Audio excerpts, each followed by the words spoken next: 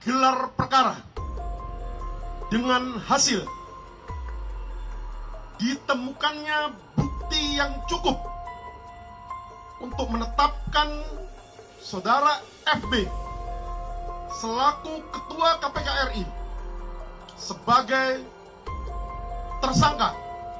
Pastinya yakin bahwa ketika ada orang berani berbuat kejahatan tidak pidana korupsi di level yang tertinggi, yaitu pemerasan, pastilah diyakini dia sudah sering berbuat kejahatan-kejahatan tidak pidana korupsi lainnya seperti suap, gratifikasi, dan banyak lain lagi. Oleh karena itu, tentunya proses yang ditangani oleh Polri sekarang kita harapkan bisa mengusut tuntas.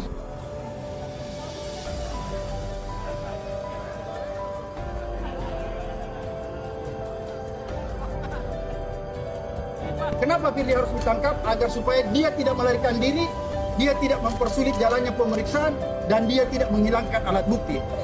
Momentum ini adalah momentum untuk membersihkan KPK dari penjahat-penjahat yang berada dan bercokol di dalam yang selama ini merusak marwah pemberantasan korupsi dan merusak kelembagaan KPK. Oleh karena itu, kita tahu bahwa Firly tidak akan mungkin bermain seorang diri. Oleh karena itulah, maka menjadi tugas PR kepolisian untuk membongkar siapa-siapa saja yang terlibat selain Firly.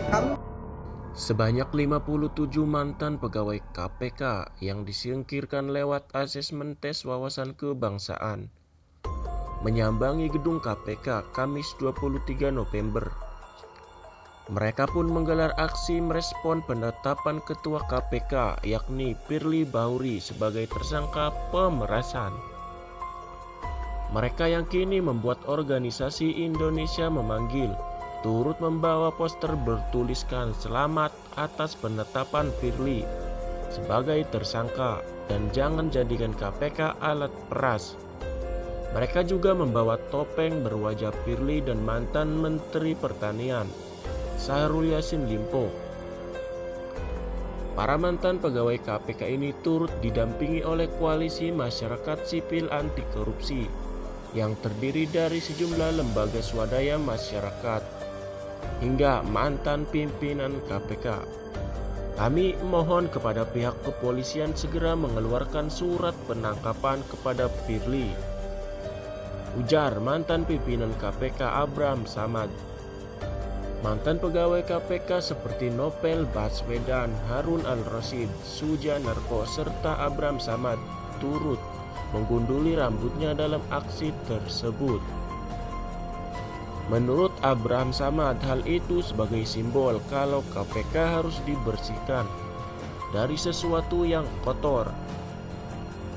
Gundul rambut ini sebagai maksud agar KPK dibersihkan dari perbuatan tercela, ujar Abraham Samad.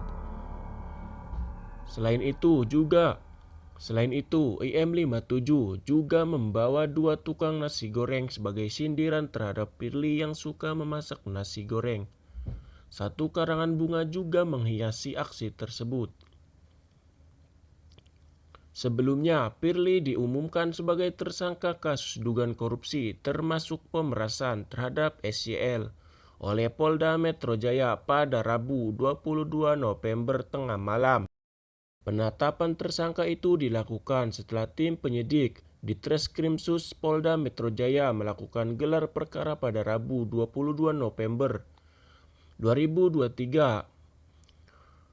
Menurut tim penyidik sudah terdapat kecukupan bukti untuk menjerat Jenderal Polisi Bintang 3 tersebut.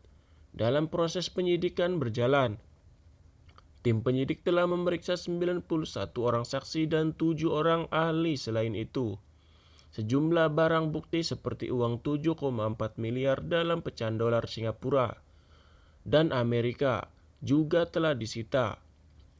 Firly akan dipanggil kembali untuk diperiksa dalam kapasitasnya sebagai tersangka. Setelah menjadi tersangka, Firly tidak mengundurkan diri dan masih berkantor di KPK. Terkait dengan dugaan tindak pidana korupsi berupa pemerasan atau penerimaan gratifikasi atau penerimaan hadiah atau janji oleh pegawai negeri atau